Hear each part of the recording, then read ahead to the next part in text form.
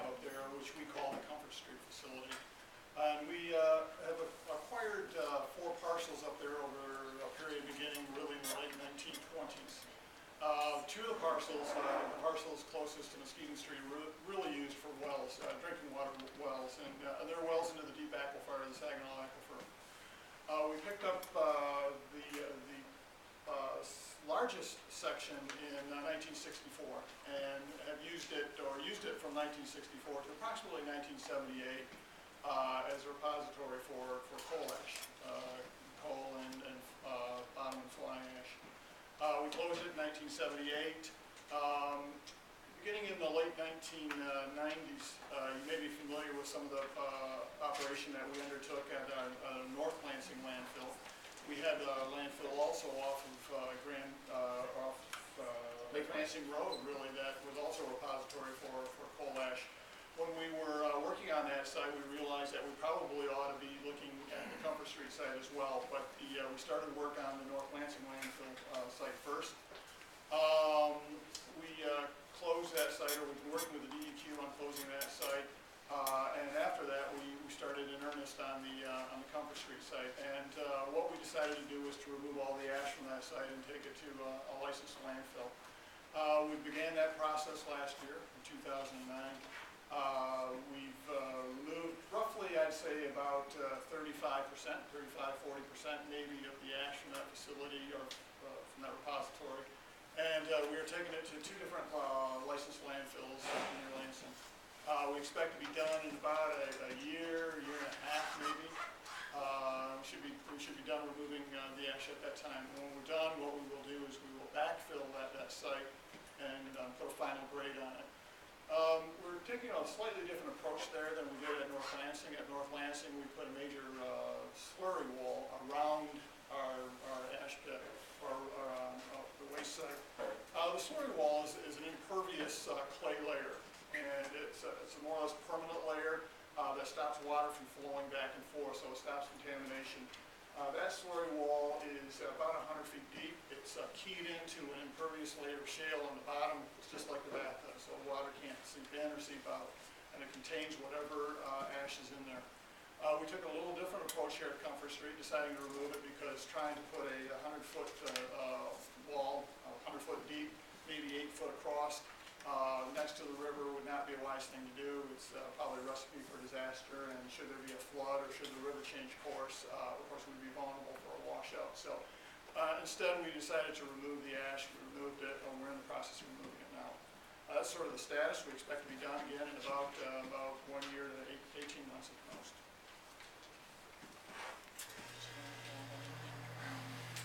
I guess I just wanted, just for their general knowledge, 35% roughly equates to 150,000 cubic yards, just to give them an idea of what the general mass was.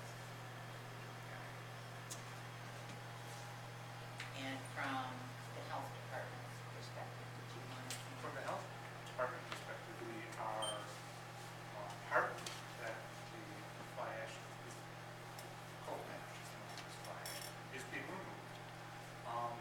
We're particularly protective of groundwater here in Michigan. That's all our drinking water.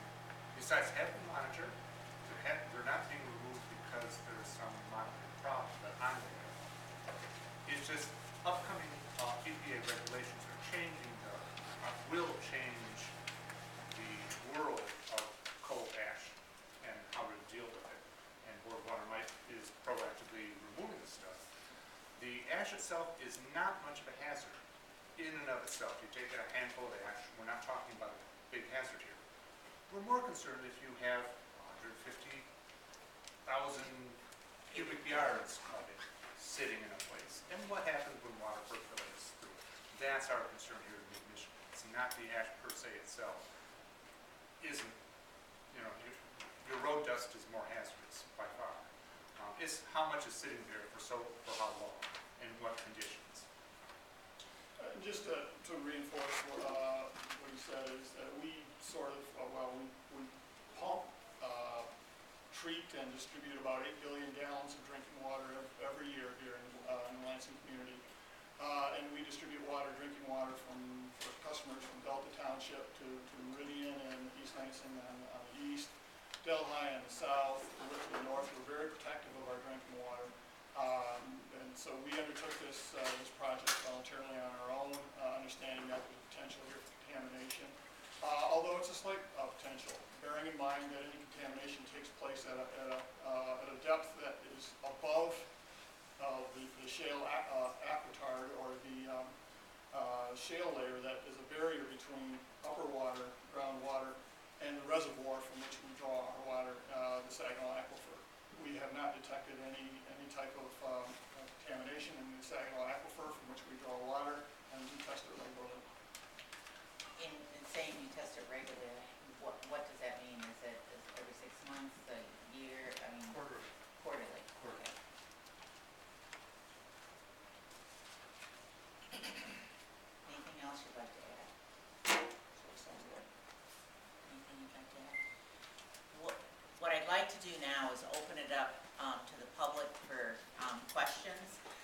If you would please raise your hand and state your name, and then give your question, and whoever believes that they're best suited to answer that question, if you would please do so. And if there's multiple answers that need to be given, then we'll do that as well. So I see the gentleman in the back. If you would stand and give us your name, please. Carl Tilking, lived here in Lansing for about 40 years. I have three questions, actually. The facility on Lake Lansing you referred to, is that the old junkyard race? No, it's not. That's a separate site. Okay. Second, I understand a little bit about the shale because of my Navy background and building a beachhead. Is there any way to actually verify that the shale has not leaked? Because 8 foot is not really an appropriate length or depth for groundwater dispersants. They can really get through that. 8 feet. You referred to the slurry wall being 8 Yeah. feet wide. Sorry. Yes. Thank you. The slurry wall that we built around the North Lansing landfill is 100 feet deep, keyed into that shale, 8 feet wide. And we have a monitoring plan. We're going to continue to monitor it to make sure that it doesn't leak. And the last question I got then, that is going to be, why can't we use the ash in a recycle reuse function for asphalt, or for using it to reconvert for concrete pillar? Some of it is suitable for that, and we use about 1/3 of our ash for that purpose. We do sell it for secondary use. But is that from this site, that the third you're using, or are you talking about, okay, That's from current production. okay, all right. And you can get confused getting on the web. Coal ash is actually several different kinds of ash. Where it came out of the plant, in the bag or on the bottom or whatever. And some kinds are useful for all sorts of reuse, recycling purposes, and others aren't so useful. And so that's where. Yes, ma'am. Susan Harley, Clearwater Action. I was concerned about your statement that ash is not dangerous in of itself. I think there's been ample studies of health impacts from exposure to ash, as well as the leachate. And so, I would just dispute that fact as well. My understanding is there was some leaching discovered. That's incorrect.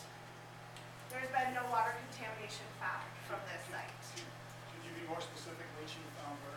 From your ash site, my understanding is that there had been some determination that there was some impact on the water quality nearby.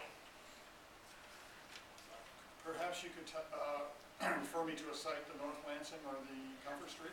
It was Comfort Street. Comfort Street.